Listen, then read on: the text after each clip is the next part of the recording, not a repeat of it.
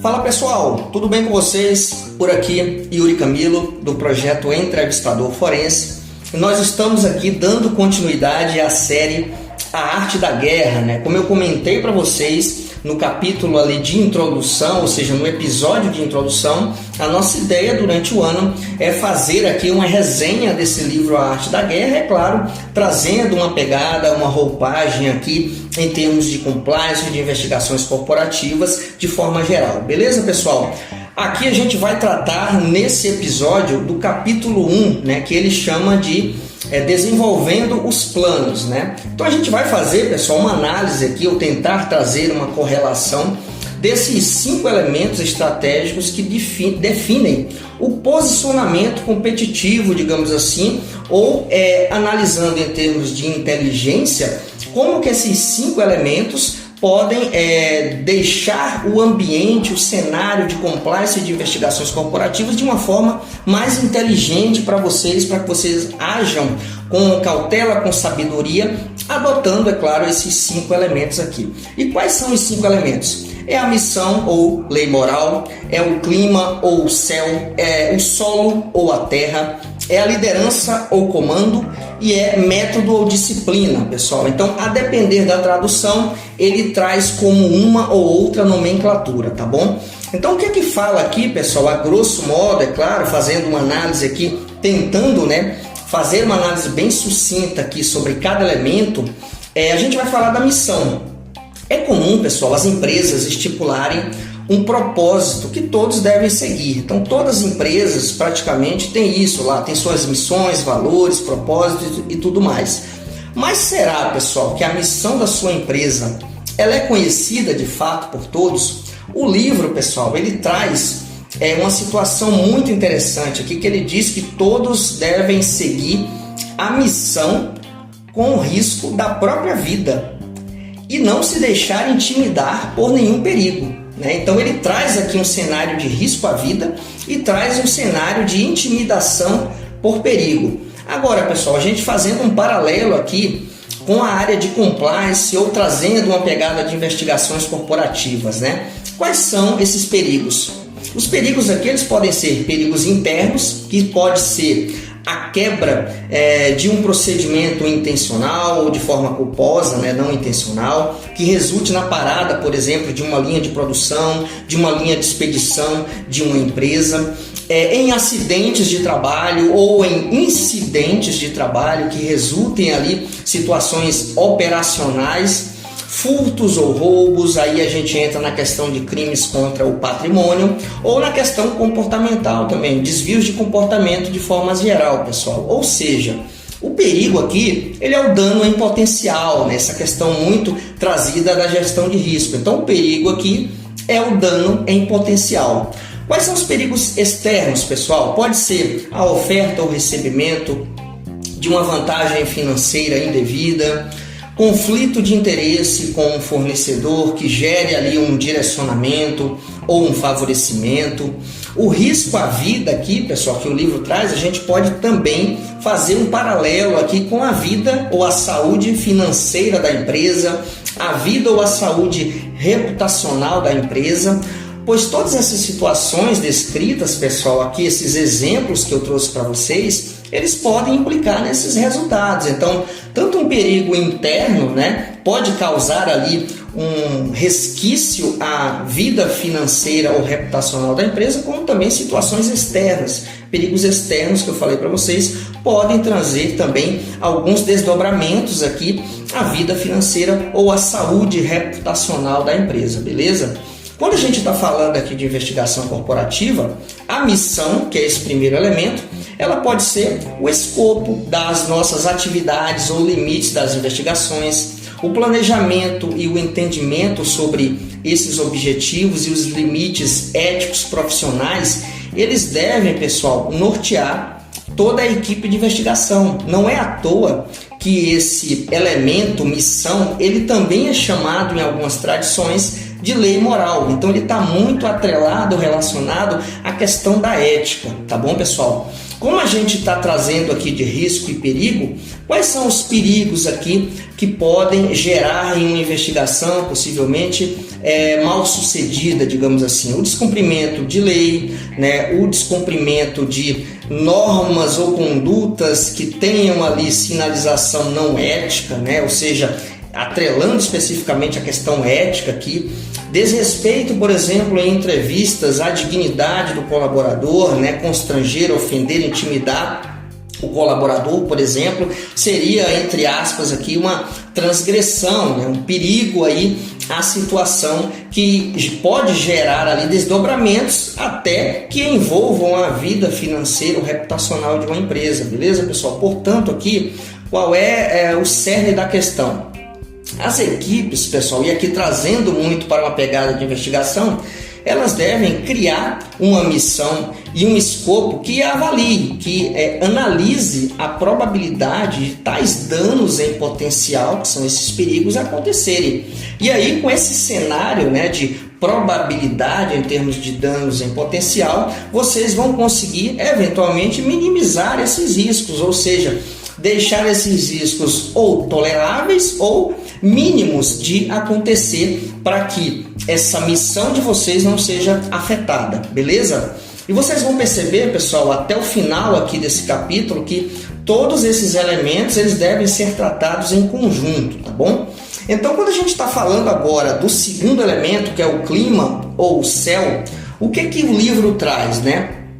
Para a guerra, ela significa noite ou dia, significa calor ou frio, pode significar as 4 estações do ano, mas para compliance ou investigação, o que significa isso?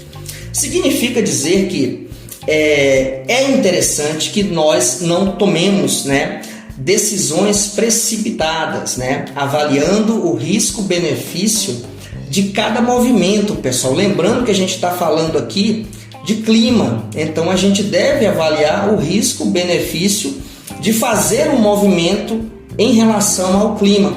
Talvez não seja o tempo certo, o momento mais oportuno de realizar um treinamento, por exemplo, de atualizar uma política, de entrevistar um colaborador suspeito ou até de decidir não entrevistar a pessoa. Então, o clima aqui, pessoal, ele pode não estar propício para situações até preventivas ou reativas. Então, cabe a gente aqui, profissionais de compliance, analisar como que está o clima, né? Como que está o nosso ambiente para que a gente faça determinado movimento, seja preventivo ou seja reativo, tá bom, pessoal? Em alguns momentos, dar um passo até para trás pode ajudar a gente na tomada de decisão, olhando todos os cenários, e aqui eu trago novamente com estratégia para a gente identificar com facilidade ali fatores internos ou externos que possam se contrapor ao nosso movimento, pessoal, agindo com cautela no sentido de avaliar o clima ou o ambiente. Ok, pessoal? Esse é o segundo elemento. O terceiro elemento, ele está muito relacionado com o segundo, que eles falam muito de ambiente e de terreno. O terceiro elemento, pessoal, ele fala de solo ou de terra. É justamente o terreno onde você vai estar pisando. O livro, ele orienta a compreender as distâncias e superfícies para agir com segurança, enxergando com facilidade as passagens estreitas.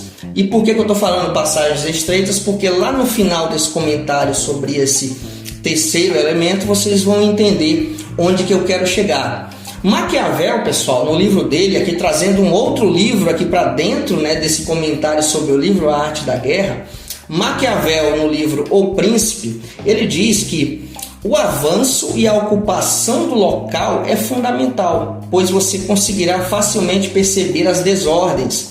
Quando a gente está falando aqui de compliance e investigações, pessoal, o solo ele deve ser semeado, regado e bem cuidado para minimizar riscos de desordens.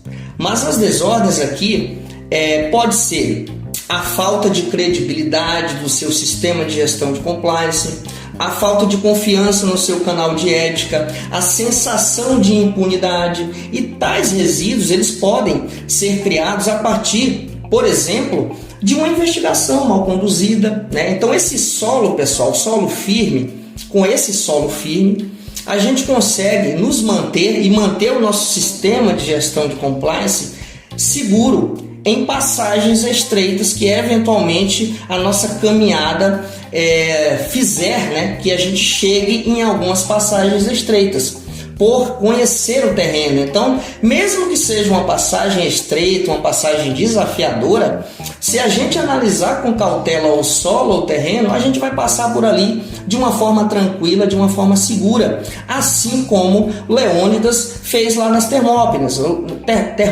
ou seja, ele analisou o terreno, ele viu que a situação melhor no cenário que ele tinha ali era fazer a guerra naquele local. Por quê? Porque era um local que ele tinha, entre aspas, um controle até satisfatório para que ele conseguisse se contrapor a uma força, né, adversa incrivelmente maior. Então é isso, pessoal. Trazendo aqui o segundo elemento, que é o clima, ou o ambiente, ou o céu, e o terceiro elemento, que é o solo, a terra ou o terreno, é interessante a gente ver onde é que a gente está pisando, analisar ali quais são as possibilidades de movimentos que a gente vai ter, falando de compliance ou de investigação, de forma segura. Assim a gente consegue estar pisando em um chão, em um solo firme ali, para que a gente não escorregue em qualquer tipo de tropeço, seja nosso ou seja em um movimento que eventualmente uma força adversa, uma força contrária fizer contra a gente. Beleza, pessoal? O quarto elemento aqui é a liderança. Eles chamam de comando, de comandante, a depender da tradução. Eu estou trazendo aqui como liderança. O livro diz que o comandante é alguém a ser seguido pelas virtudes, pela sinceridade, pela benevolência, pela coragem, dentre outras características ali que o livro traz. Agora, pessoal, trazendo aqui para as trincheiras de compliance, do compliance, né? A lógica aqui, claro, que deve ou deveria ser a mesma. Geralmente, pessoal, os colaboradores, eles seguem o seu líder, mesmo que o líder esteja fazendo algo errado. Por respeito, por costume ou por cultura da empresa, os líderes e as decisões erradas, elas são seguidas. E aí a gente se lembra, né, daquela frase que todo mundo conhece: quando eu entrei já era assim. Com certeza todos vocês que estão na área de compliance, de auditoria ou fazem investigações já escutaram isso em algum momento da sua trajetória. Quando eu entrei já era assim. Então, pessoal, trazendo aqui para um âmbito de liderança, a liderança, e aqui eu menciono, pode ser a liderança de qualquer área, pessoal, não somente para compliance, ela é aquela que trilha o melhor caminho de acordo com a missão. E aí vem o primeiro elemento, de acordo com a missão que ela está assumindo. E também deve assumir a responsabilidade para si por eventuais mudanças de percurso ou até equívocos cometidos no meio do caminho. E aí a gente traz o paralelo ali com o solo e com o terreno, com o clima. Ok, pessoal? Um líder em compliance, ele não deve ser somente aquele que é reconhecido como referência na sua área. Um verdadeiro líder aqui, antes de mais nada, ele deve ser o líder da sua própria equipe. E se sua equipe não reconhecê-lo como tal, pessoal, aí a gente está diante de um problema, né? Por que eu estou dizendo isso? Porque podem existir referências na área de compliance, mas também pode ser em qualquer outra área, que eles são referências em compliance, em auditoria, em investigações, mas são péssimos líderes. Pode acontecer e com certeza, a partir do momento que eu estou falando aqui, vocês devem estar se lembrando de algumas situações que eventualmente até já vivenciaram, ou seja, tiveram ou têm ou são, né, ótimos líderes, mas eventualmente fazendo uma autorreflexão, acreditam que tem pontos de melhoria em termos de liderança. Então essa é a situação que eu trago aqui para vocês. Muitas referências, não só em compliance, mas em qualquer área das vidas, seja aqui que você estiver me ouvindo, você pode nem atuar na área de compliance, mas isso aqui serve para você também. Então a ideia é, vamos melhorar como líder, como liderança, inclusive em outras áreas. Por que isso, pessoal? Porque senão, o que geraria essa situação? A ideia aqui é ser exemplo também internamente. Aliás, Esse deveria ser o principal objetivo de um líder em compliance, pessoal. Eu vou até repetir, né, esse trechinho aqui desse comentário meu, pessoal. Então, um verdadeiro líder, antes de mais nada, ele deve ser um líder da sua equipe e deve ser reconhecido por essa equipe como tal. E por que eu estou dizendo isso? Porque podem existir referências que são péssimos líderes. Se existem em outras áreas, por que não existiria na área de compliance, pessoal? Isso é óbvio, né? Então, em suma, seja um exemplo internamente, e esse deveria ser o seu principal objetivo acima de tudo, tá? E mais, o líder em compliance, ele não deve inspirar apenas a sua área, ou seja, ele não deve inspirar apenas a sua equipe, o seu time, mas ele deve inspirar toda a empresa. Se a missão da empresa, principalmente da área de compliance, é disseminar um sistema de gestão de compliance para toda a empresa, e você, como líder, for um exemplo apenas para o seu time, isso aí pode ser um grande ponto de atenção para você dar um passo para trás e talvez semear novamente aquele solo, regar novamente aquele solo, porque aquela situação dos 2 pilares ou 3 pilares anteriores talvez não tenha sido bem difundida, bem regada ou bem semeada, ok, pessoal? Ou seja, a liderança, ela é um reflexo dos 3 elementos anteriores: a missão, o clima e o solo. E aqui eu trago algo mais contemporâneo, né? De acordo com a escola Conquer, né? Uma grande escola aí, que dá muitos cursos, inclusive gratuitos, em termos de inteligência emocional, liderança. Em um dos últimos cursos que eu fiz lá, eles trazem a seguinte roupagem para o líder. O líder, ele não precisa saber tudo, mas ele deve saber construir um time com craques, um time com técnicos, um time com capitães.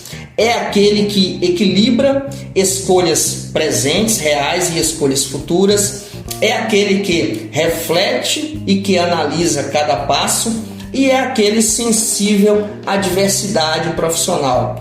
Então, pessoal, se a gente trouxer um paralelo do que a Conquer falou para a gente lá no curso, fazendo aqui uma situação de Sun Tzu, esse líder da atualidade seria também um líder trazido lá antigamente por Sun Tzu. Ele já trazia esses ensinamentos no livro A Arte da Guerra. Aqui é só uma questão de adaptação, né? E trazer para um cenário mais contemporâneo. Mas o que a Conquer falou lá é o que Sun Tzu fala. Cabe a gente analisar e interpretar, que a gente vai chegar no mesmo entendimento. Beleza, pessoal? Esse quarto elemento aqui, liderança, eu até foquei um pouco nele. Por quê?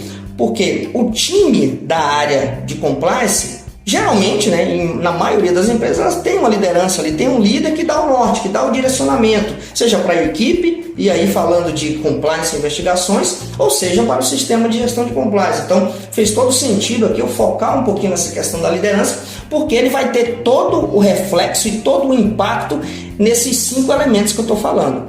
Para fechar aqui os 5 elementos, a gente tem a questão do método ou da disciplina, pessoal. E aqui pode-se entender por método ou disciplina o uso de protocolos adequados para a implementação de sistemas de gestão de compliance, por exemplo. E aqui eu cito a norma ISO 37301, que é a maior norma, né, de referência assim, sobre o tema na atualidade, norma internacional tratando de sistema de gestão de compliance. Do mesmo modo, o que a gente traz aqui? Traz um paralelo também com a questão de investigação corporativa. Apesar de não existir, por exemplo, um framework padrão, um código padrão, né, de investigações corporativas, a observância de algumas práticas de mercado, é claro, práticas boas, recomendadas e éticas, elas merecem ser levadas em consideração. Por exemplo, a utilização de cadeia de custódia de evidência para permitir a rastreabilidade do processo de análise forense, por exemplo, a utilização de protocolos de entrevistas investigativas como frameworks, aí, dois dos mais conhecidos, o READ e o PICE. Então, aqui, pessoal, a gente está falando de metodologia. Temos aí também a ACFE, metodologia de investigação de fraude. Temos diversos conteúdos em termos de e-books e livros falando sobre apurações de desvio de comportamentos, como por exemplo, questões de assédio moral, sexual, discriminação. Cabe a gente, pessoal, analisar, né, olhar o que pode ser bom e construir aqui o nosso método de investigação, beleza? Finalizando aqui, pessoal, eu tenho mais alguns pontos aqui para ponderar com vocês, ok? Falando primeiro e trazendo aqui, fazendo um paralelo com esses 5 elementos, tá? Qualquer líder, eles devem estar familiarizados com esses 5 elementos que eu descrevi aqui para vocês. Até para que esse líder possa fazer comparações com outros sistemas de gestão, por exemplo, seja de compliance ou qualquer outra situação que envolva gestão, fazer um benchmark ali, podendo se inspirar em erros e acertos para prever ou até ficar mais preparado, né, para as vitórias e derrotas. E quando tudo parecer favorável demais, pessoal, talvez seja necessário rever os planos, porque a calmaria também pode ser um ponto de atenção. Isso é inteligência estratégica pura, pessoal. Eu gosto muito dessa frase. Eu vou até repetir para vocês aqui. Quando tudo parecer favorável demais, talvez seja necessário rever os planos, porque a calmaria também pode ser um ponto de atenção. Então isso, pessoal, é inteligência, ou seja, até o momento de calmaria pode resultar em um dano em potencial, em um risco. Então cabe vocês analisarem, olha, tá tudo muito calmo, o nosso sistema de gestão de compliance está indo de vento em popa, a nossa investigação, o escopo, os limites estão indo de forma satisfatória. Poxa, mas será que está mesmo? E aí a gente pode dar um passo para trás, colocar um holofote ali e olhar se realmente tem alguma situação que pode ser caracterizada como um ponto de atenção diante de uma calmaria. Tá legal, pessoal? Aqui eu trago também uma citação bem interessante do livro Arte da Guerra, que ela é colocada justamente nesse capítulo 1. Abre aspas aqui para vocês. Quando temos capacidade de atacar, devemos parecer incapazes. Quando podemos usar nossas forças, devemos parecer inativos. Quando estivermos próximos, devemos fazer o inimigo acreditar que estamos distantes. Quando estivermos distantes, devemos fazê-lo acreditar que estamos próximos.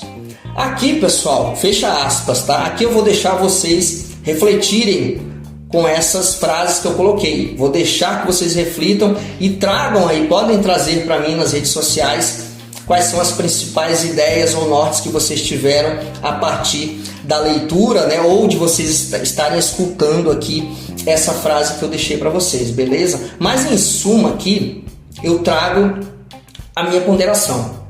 Utilize o preparo e o despreparo, a segurança e a insegurança para fazer cada movimento com cautela, criando as melhores oportunidades. Ok, pessoal? É essa aqui a moral da história que eu trago para vocês.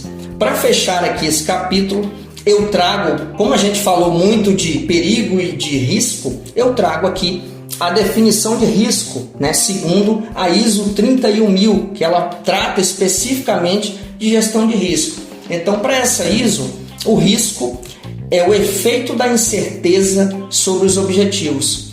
Quando você se propõe a realizar um processo, uma atividade ou um projeto, qualquer situação que desvie do objetivo, ela pode ser caracterizada um risco.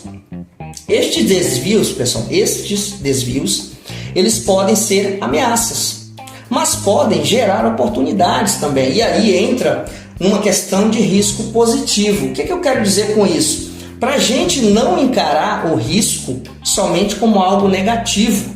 As situações advindas de um risco, elas podem gerar cenários de oportunidades. E é isso que eu procuro fazer sempre quando eu estou eventualmente atendendo um cliente, mapeando um processo ou analisando até de forma preventiva determinado cenário, beleza, pessoal? Então, todos os cenários de risco, paralelamente, eles podem gerar cenários de oportunidades iguais, beleza? Então, fiquem ligados com isso também. E isso é algo que a ISO 31000 ela traz muito ali em seus ensinamentos, beleza? Pessoal, aqui a gente está fechando o nosso episódio aqui, né? Falando do capítulo 1, mas eu quero trazer para vocês aqui que a gente falou muito de compliance, né? E compliance nada mais é do que gestão de risco. E o que falamos nesse capítulo 1 foi gestão de risco na veia, pessoal. Se vocês pegarem tudo que eu falei aqui, vocês veem que a gente está falando de gestão de risco na veia. Eu falei bastante sobre compliance, investigação corporativa, mas aqui, pessoal, a análise desse primeiro capítulo e também de todos os capítulos que eu vou trazer aqui até o final do ano, ela pode ser feita para qualquer área de atuação de vocês: auditoria, controle interno, gestão de projetos, cibersegurança, segurança corporativa ou patrimonial, dentre outras, tá bom, pessoal? Aqui eu só estou citando algumas que estão me vindo na cabeça. Então, assim, o que eu trouxe aqui de cenário para um sistema de gestão de compliance, ou trazendo aqui um paralelo também com a investigação corporativa, vocês podem também fazer o mesmo paralelo, né? Seguir, né, essa mesma linha de raciocínio que eu trouxe aqui para as atividades de vocês. Com certeza, esses 5 elementos, e aí eu vou repetir aqui os 5 elementos: a missão, o clima, o solo, a liderança e os métodos ou as disciplinas, eles vão se encaixar como uma luva aí para vocês. Tá bom, pessoal? Então é isso. Estamos aqui com 26 minutos aqui desse capítulo 1, falando aqui sobre estabelecendo os planos ou desenvolvendo os planos. Fique ligado que em breve, agora já em março, eu vou trazer o capítulo 2 também, e aí a gente vai avançando e vocês vão ver que o que eu estou trazendo aqui em termos de intersecção vai fazer sentido quando a gente chegar lá no capítulo 13, para a gente fechar, claro, com chave de ouro aqui essa série A Arte da Guerra. Beleza, pessoal? Então aqui são ponderações minhas, pessoal, baseado no que eu li e compreendi conforme a minha atuação aqui no setor corporativo, tá? Como especialista aqui, por exemplo, em investigações corporativas. Então, eu estou trazendo aqui a minha roupagem, estou dando aqui para essa resenha do livro Arte da Guerra a minha roupagem, né? Então, assim, não estou ditando regras, mas a ideia aqui é cada vez mais pensar alto, pensar em conjunto e proporcionar sempre autorreflexões ou reflexões para que todos nós consigamos aqui nos aprimorar, né? E criar para as nossas empresas e para as nossas atividades cenários de oportunidades e cenários cada vez mais satisfatórios em termos de atividade que a gente esteja fazendo. Beleza, pessoal? Por aqui novamente, reprisando, você está no projeto Entrevistador Forense, aqui Yuri Camilo. Fiquem à vontade para comentar se gostou, se não gostou, se achou que faltou eu fazer um comentário, ou queiram trazer também as vivências de vocês para o que eu falei. Fiquem à vontade, porque aqui a gente está apenas iniciando aqui essa série, ok? Um abração e até a próxima. Tchau, tchau.